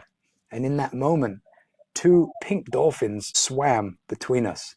Just the fin came up. And I was like, oh my goodness. Yeah. That was remarkable. Yeah. And I was 100% certain that would happen. And so, I mean, I correlate that directly with positive expectation is a result, is a superpower. I mean, that's an accelerator for things to happen to you. That was going to be kind of my next question, bro. Like, what's your, and we can talk, maybe you have a couple, but like, what's your superpower as you see that? I know it's kind of a big question, maybe asked too often, but in some way, like, what gifts did God give you? Because I think we all are given different things. Sure. I think maybe throughout my professional career, towards the end of the last decade of my hacking career, because we experienced so much success, I think it was my interpersonal skills, maybe like getting along with people, you know. Oh yeah, I not know. taking shit personally. I think, I just like people, and so I have. Dude, you have a gift. Because I know, been around chatting. We just like mesh, you and I, beautifully. Well, yeah, but I'm just saying, like, you do. I know that in how you interact and see, and people were like, that is, you have that ability, and from any culture, be able to speak the language. I mean, how many languages can you speak? I mean, Danish and English and Indonesian. I feel like you just have that knack. That definitely is a gift of just that interpersonal connection, that ability. I don't know, dude. Like, you just do. I think we were just before this. We saw some mutual friend of ours, and he had another friend of his, and he was just like, "What do you do? What do you do?" And then it's like, "I know a guy in Japan." It's just like, yeah, sure, yeah, but I think it's just like just wanting to experience, like yearning for positive experiences with people. You can be a dick, or you can not be a dick, and you can be a nice person. And if you're a nice person, I mean, it's not rocket science. It's just don't be a dick. Yeah. You know? Well, I think you have another, I think it's a superpower also. So I first read this book called Influx, and it's a sci-fi book, like near future. And in the beginning of the book, it was this guy who's had this breakthrough technology of like a gravity mirror, being able to manipulate gravity. But he could do this thing, and however he saw the world was because he had synesthesia. And it just made his, how he took in information, processed data, numbers, colors. He just did things differently. And this allowed him to write this code, do this engineering that was outside of like the 3D, if you will, like this hard reality, if you will. And I know you have it, because I feel like it's not, synesthesia is not just like, this is it. It's because it kind of it's broader in how people interpret it. And so I was wondering if you could share, how you see numbers and colors and things like, and because I think it's a very unique gift of how the brain functions a little bit differently for you. Sure. So, I mean, I see words. I see a lot. I mean, when I close my eyes, I see colors, and those colors are directly correlated to certain things, typically numbers. I don't know if it's a gift or just something like you like fall off a horse and all of a sudden you can do that, or you're just born with it. I don't know. But I mean, it certainly helps like organizing stuff. Yeah. You know, so like if I think of a number, I remember numbers based on, or things like based on their colors. Yeah. And so instead of like remembering like 10 numbers, I just, in my head, it's archived as like a rainbow. And then I can just walk through the colors of the rainbow. For example, 0 is white, 1 is thick black, which is kind of weird. 2 is thin black, and each color, off to infinity, has its own color. And it's not like, I almost like in computer science, you have this thing where you can search for things by starting at one end and going to the other, and it's exhaustive and it's really slow. Or you can have something like a dictionary where you have a key, and each key has an item. And so in my brain, a color is the key, and so I can access colors, numbers, and objects like instantly because of that. I think that's just like just the way stuff is like archived in my brain. Yeah. I don't know if it's like, I don't know if it's a superpower, but it just helps me. Yeah, I told you this before. It reminds me of the book Dune and the mentats in there that are human computers. And I don't think you'd say you're like have a photographic or memory or anything like that. No. But they don't exactly either. But what you're describing is like, hey, this is how the archive of the brain is set up and structured for me based in this way, which is helpful. Sure. It seems like it would be helpful because in my brain, like right now, beyond this present moment, I'm like, I'm not sure how it's archived up here. You're doing it off the cuff. Yeah, always. Sure. Oh, and that's the best way to do it, man. It's the best way to do it. In the seat. Yeah. Yeah, I agree. It's a good way. It has its pluses and minuses like anything. I agree. But I like it. Interesting. Cool. Anything else to add on that? Because it's just interesting, because I think it's a rare thing, and it's interesting how is there any way of how you've leveraged it or used it, and like how do you use that in your career? So I use it quite frequently, and I have this and I sit with stuff. I mean, I'm really not very good at maths and like science stuff. I wish I paid attention at school a whole lot more. Yeah, me too. Yeah, our parents were right this whole time.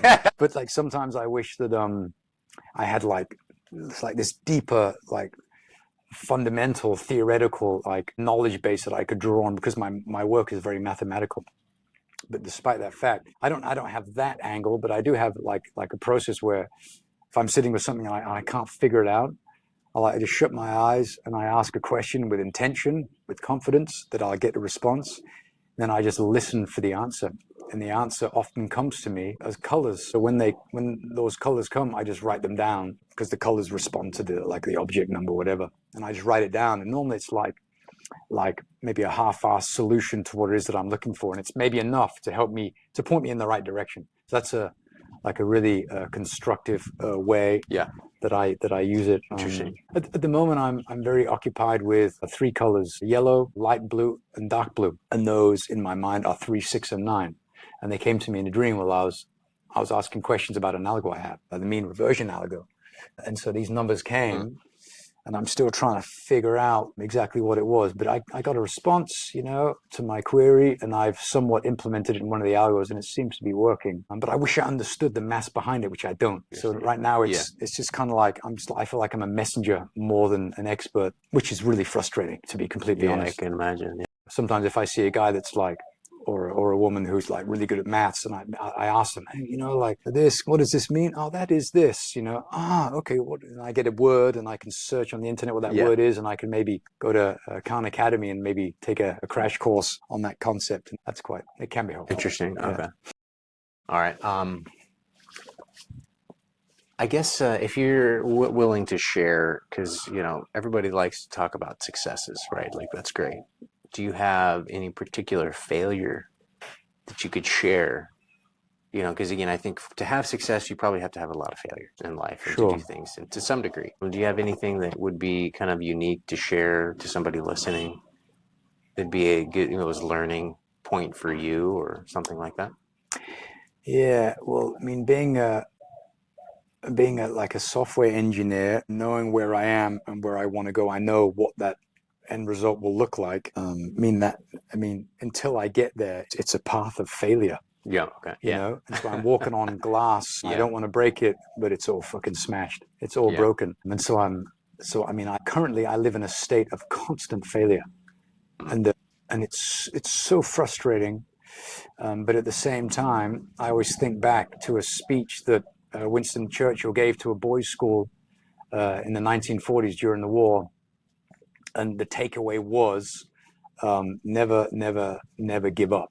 That's like, it was, his whole speech was boiled down to that brief statement. Yep. And so I refer to that a lot. I say, okay, I won't give up. I won't give up. I'll keep going. Because I know one day, hopefully in the not so distant future, I'll be at the destination. But for the time being, I'm learning new stuff. Right. I'm experiencing a ton of failure, but at the same time, I'm building up resilience to failure. And so I'm refining my strategy. And so just don't, if there's something you want, and you're not there yet, I mean, and you really enjoy the process, just do not stop. And it reminds me of this infographic I saw years ago where there's like two comics, one above the other. And the bottom one, there's a guy and he's walking out of a mine with a pickaxe over his shoulder. There's a thin piece of rock, and on the other side of the rock is like a nest egg of diamonds. And at the top of that, there's the guy, the same diamonds, the same wall, and he's still digging. And he's seconds from kind of reaching his success, whatever that may look like. So I always think back to that. Okay, man, that's it. I got to keep pushing because one day I will reach that success. Yeah. And so just never, ever, ever quit. And if you die in this life and you still haven't succeeded, I mean, I'm hoping that the wisdom we glean in this life is compounds so we can bring it onto our next life. That's well said. It's like, if that, whatever it is, like, that's, I think about that too. It's like that constant pursuit of success, maybe whatever success looks like, but I'm like searching, I'm like, you know, maybe to my wife's chagrin, I'm like, I'm moonshot only, babe. That's only how I function. And she's like, but again, like, you know, of like a lot of failure if things don't work out, but like I've learned from that. And I'm in Bali, you know, like you, like kind of executing upon a dream that we had, probably to some degree, to raise a family, to have this experience. And, you know, that's it takes a lot to uproot a family and move and do that. It does. And, very disruptive.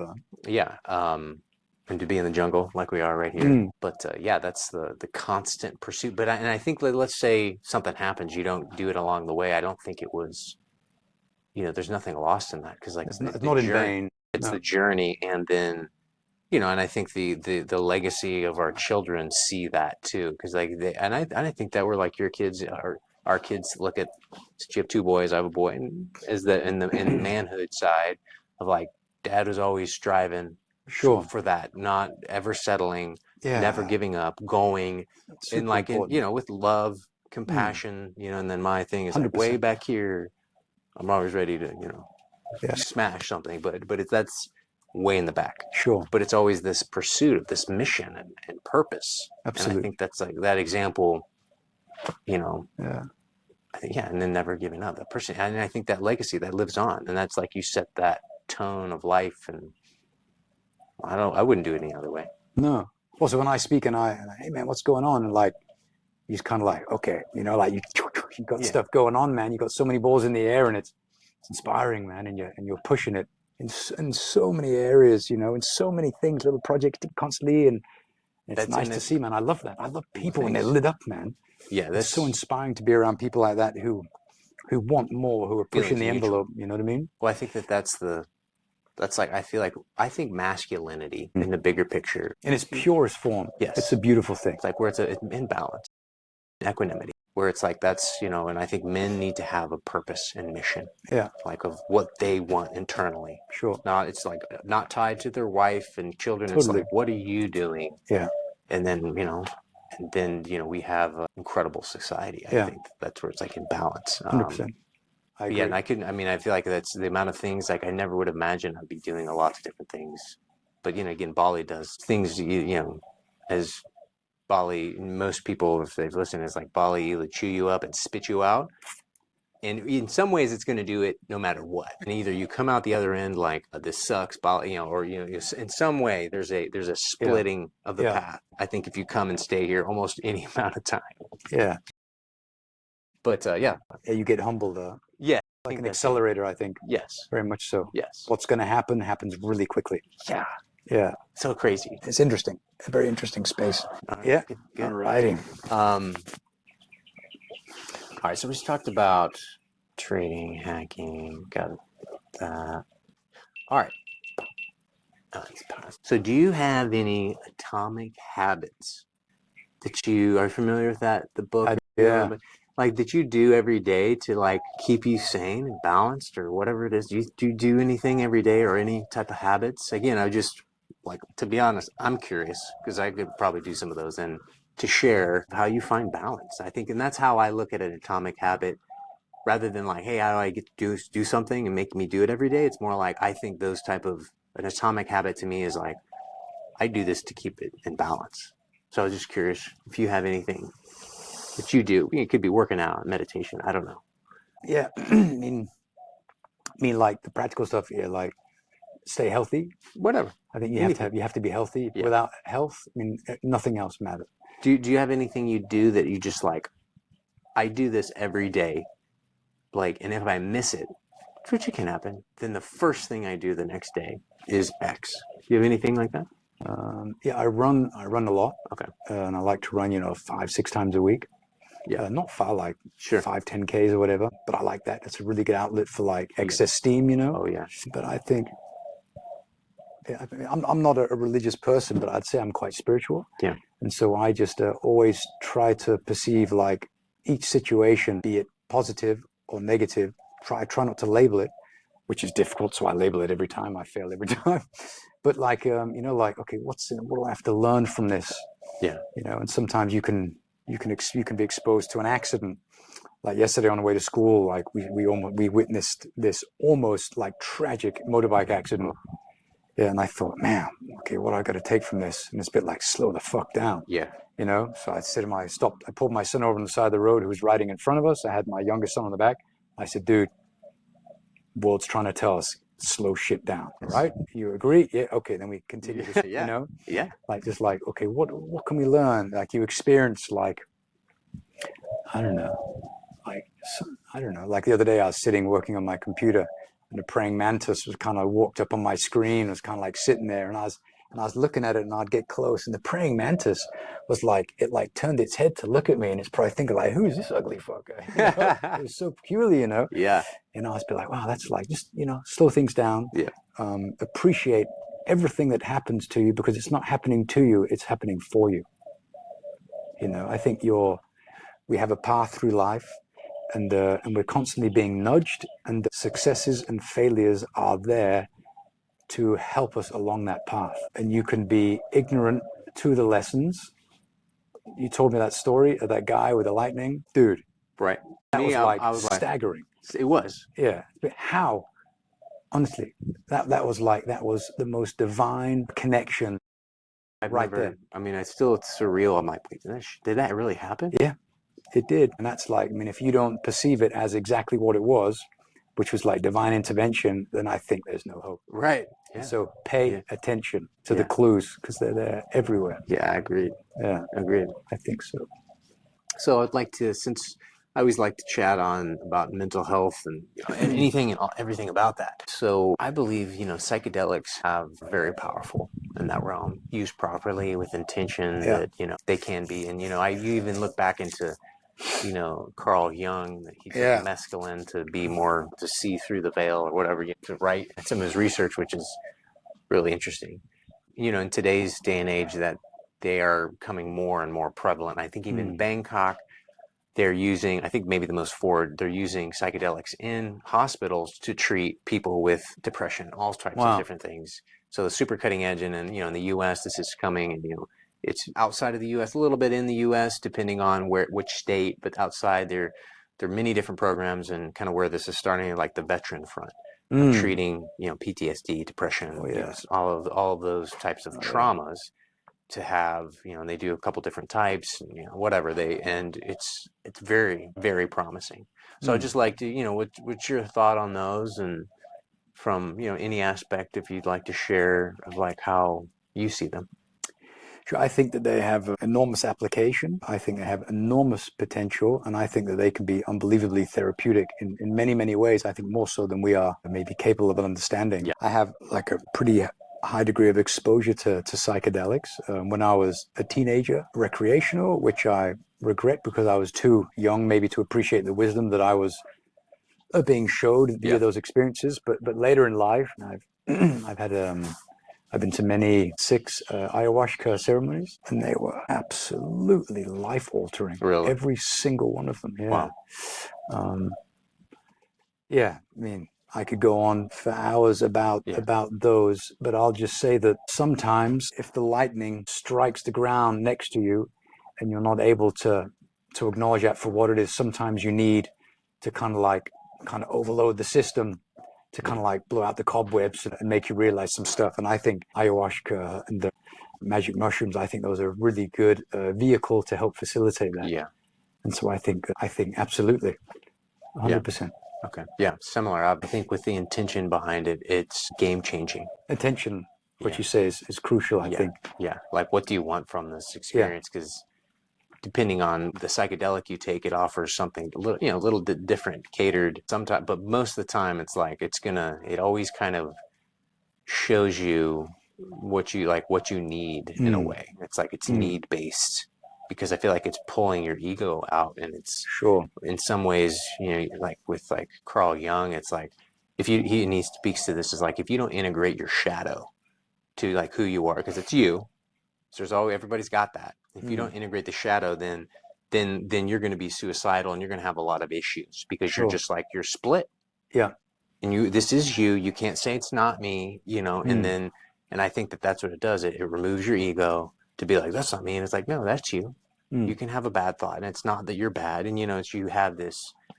And I think that it does that in a lot of ways. Yeah. Where you can look inside, you forgive yourself, or the shame, whatever all of the different pieces are, because everybody's a little bit different, and it's super powerful in that way. So similar, and I'm a big proponent, and I think there's like the states and all doing different types of things in the U.S. Hopefully, that type of treatment gets used, and it goes into like, and I think this, and like the VA. With the VA, what they're doing, and they don't do much in that realm. But right now in the U.S., like over 20 veterans commit suicide a day. Really? Yeah.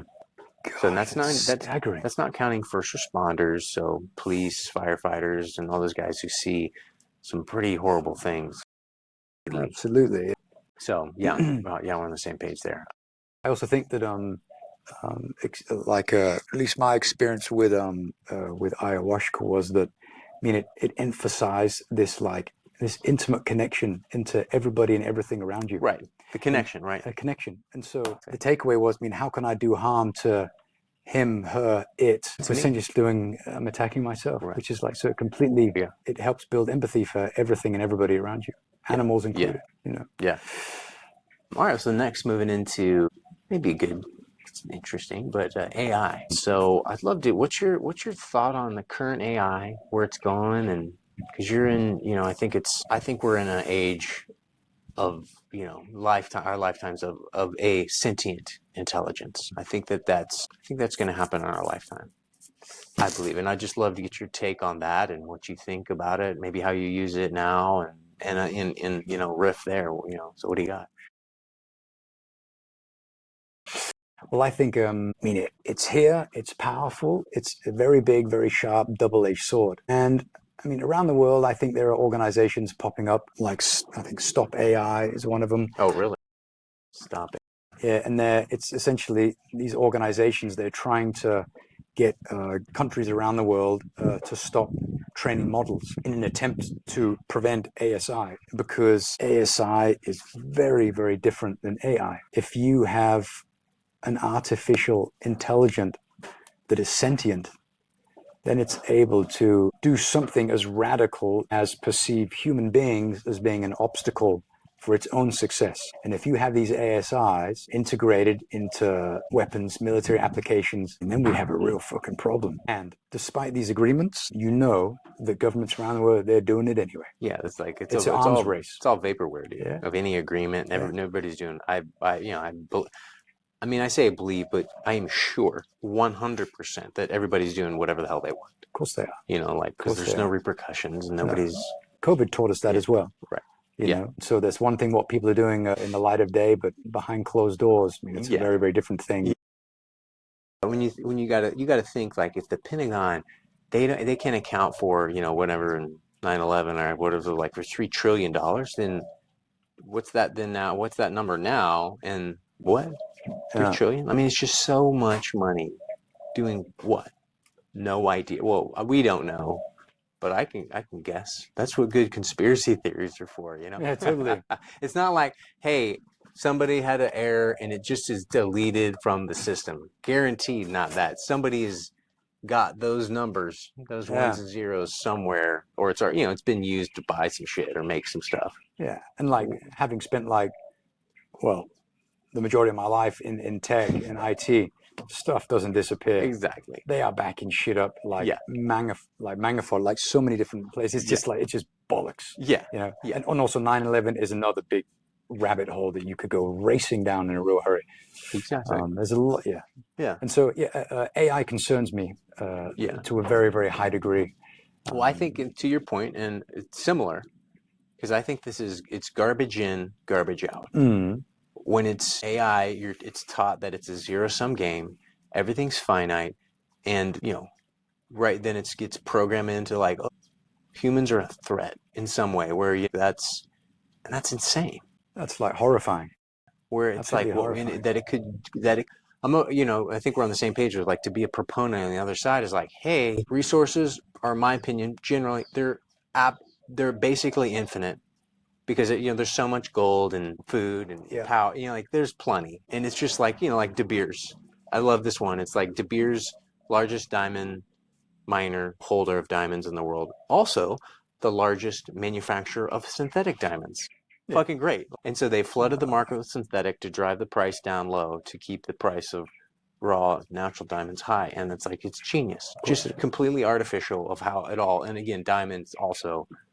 There's shitloads of them, like so many. And, you know, and it's like, well, if you have good marketing, then you can control that narrative or propaganda, whatever you want to call it. So, and everyone wants like a status symbol, you know, and so that consumerist mindset just keeps people kind of running after that, like the carrot, you know, it's never ending. Yeah. They want to look good. It's all about ego, you know. People want to like look good in the eyes of the other people. They want to have flashy things and big cars and whatever rubbish, you know. Yeah. And so it keeps that market propped up. Yeah. Dude. Yeah. Yeah. Well, I think we kind of covered most everything, man.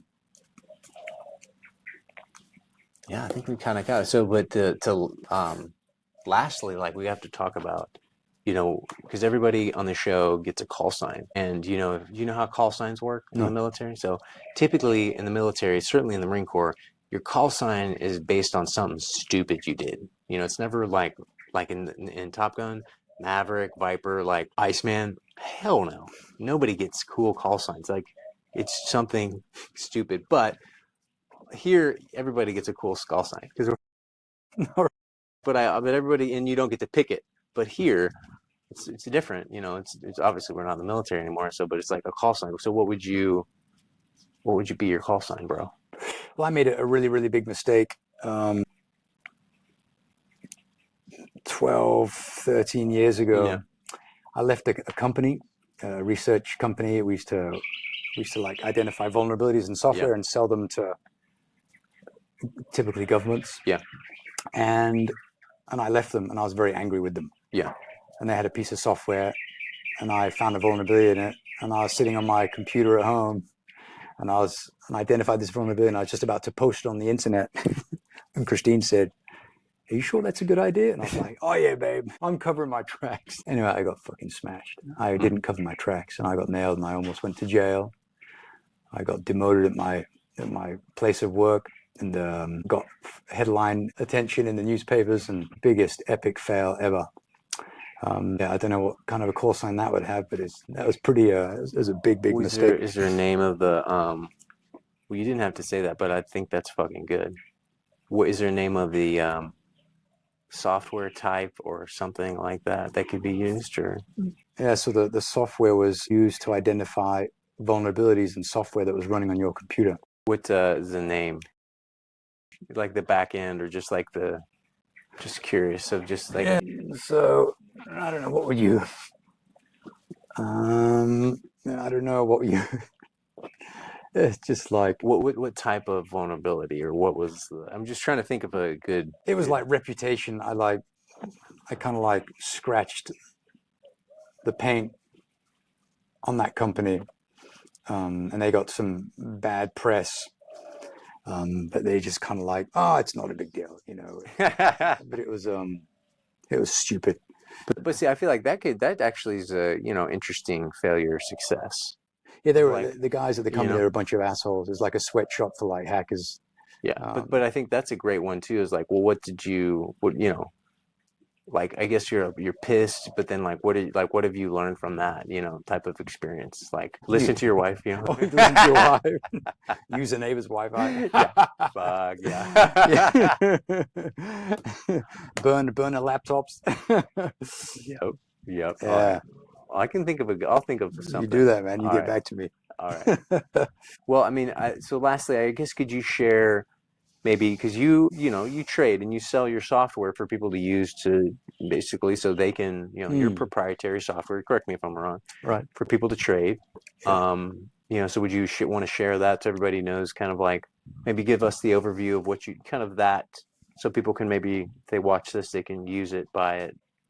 Yeah, so I have a software company. It's just me. So the Christmas parties are really boring. It's called PIPNOTIC, PIPNOTIC. And PIP stands for price in points, which is the smallest movement in price in the currency market.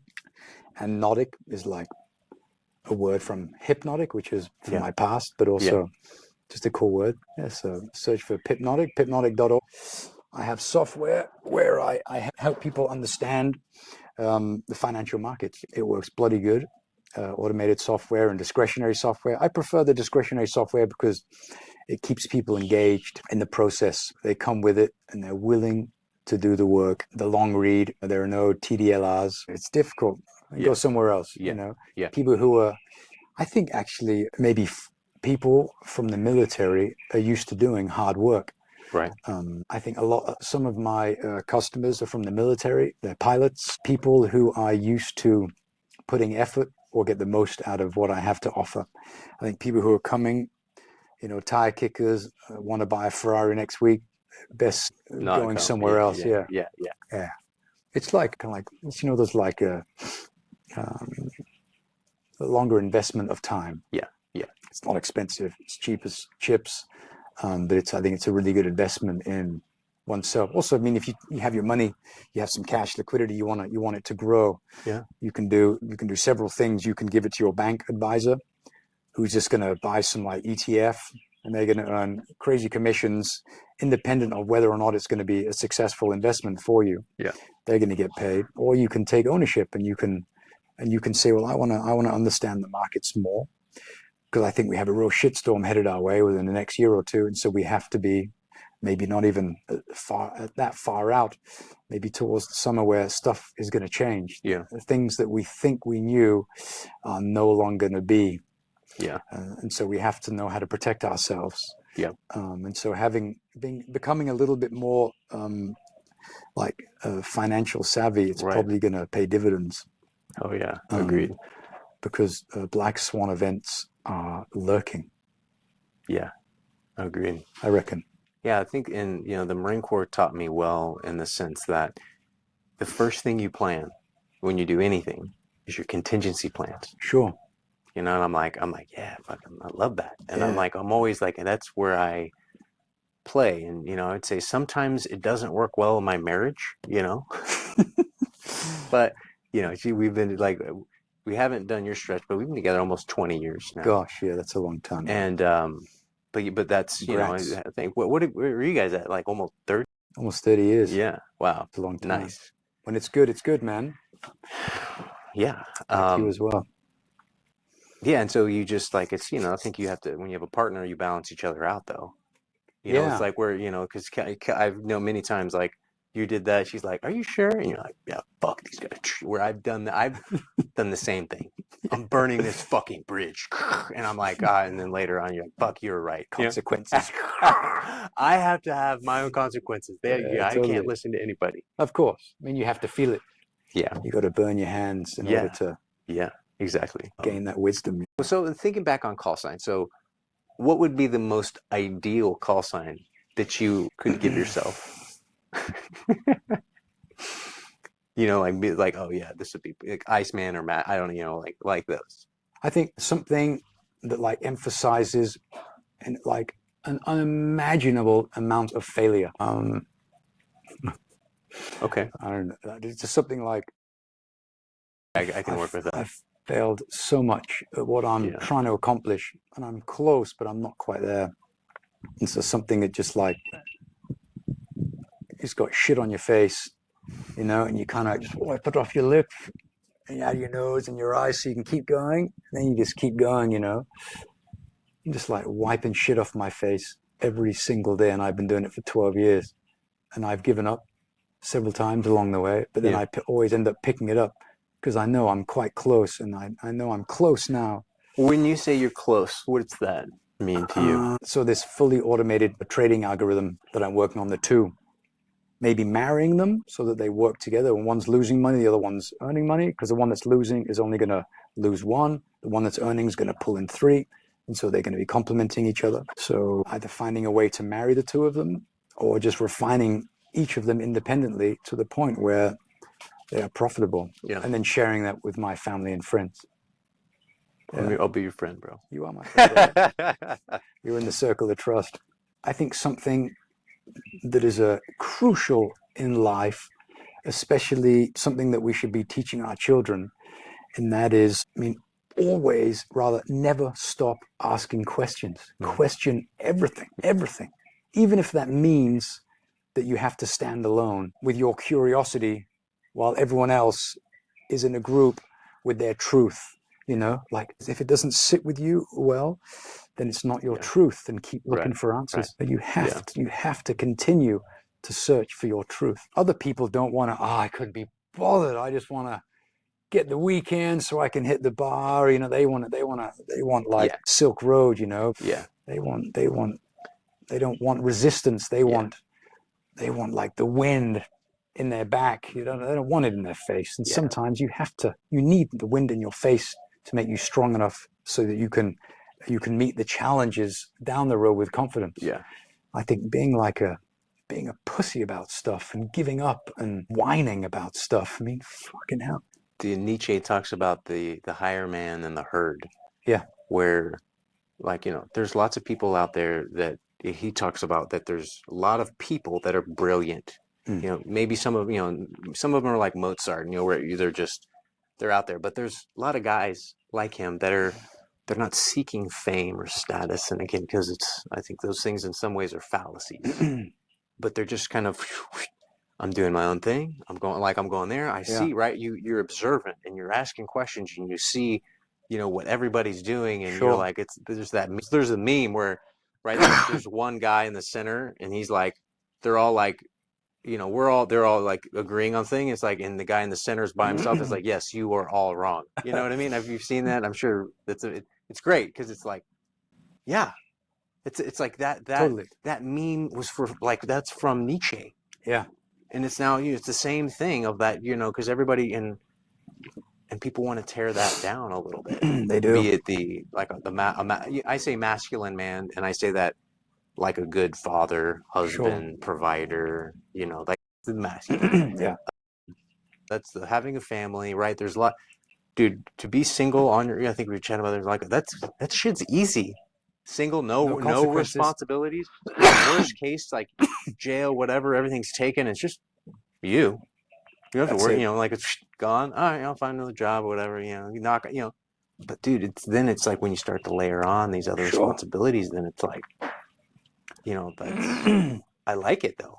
I like that. Totally. I want that. You accept that. You bring it on. Yeah. Like, a really good example of that is the film The Big Short. Right. where Christian Bale, he's sitting in the room. Excuse me. Yeah, Bass. Is it Bass? Bass, yeah. Yeah. Michael Bass. And he's sitting opposite a bunch of guys from Goldman Sachs. And so he's like, he presents his thesis. Yeah. And they said, yeah, but you mean that, what if you're the only one that thinks this and everyone else thinks something else? And he says, well, everyone else is wrong. And I was like, I just wanted to like kiss his ass, man. Yeah. What a fucking legend. Yeah. He stood alone in the cold. People chucked shit at him. Yeah. They ridiculed him. They abused him. Yeah. Verbally, almost physically, I bet sometimes by his shareholders. I can imagine, dude. He was in a corner and he was Yeah. alone. And he stood his ground like a patient mountain. Yeah. He let the storm pass over him, you know. And he came out and he said, and he never said, I told you so. You know, what a Yeah. legend, man. Yeah. What an absolute legend. Yeah. I love people like that. He's Yeah, like, from that, and then there's another guy I'm forgetting who's with him and is similar, but they avoid either that Contrarian, yeah. and those are guys, you know, I think I follow either both or one of them on X, and I'm always just kind of like, well, you know, I'm not trading or doing anything, but I just like watch that, Sure, like yeah. like a little data point of like, Yeah, what's sure. he doing? What's he, you know? So because it's interesting, because It's there's so interesting. All right, bro. Well, I think that wraps it up, man. That's a wrap. Thank you for your time. Thanks It's for a having me. pleasure. Good catching up and doing this. And so that is Zen and Callsigns. Thank you, brother. Thank you for your time. Thanks for having me, man. It's a real pleasure.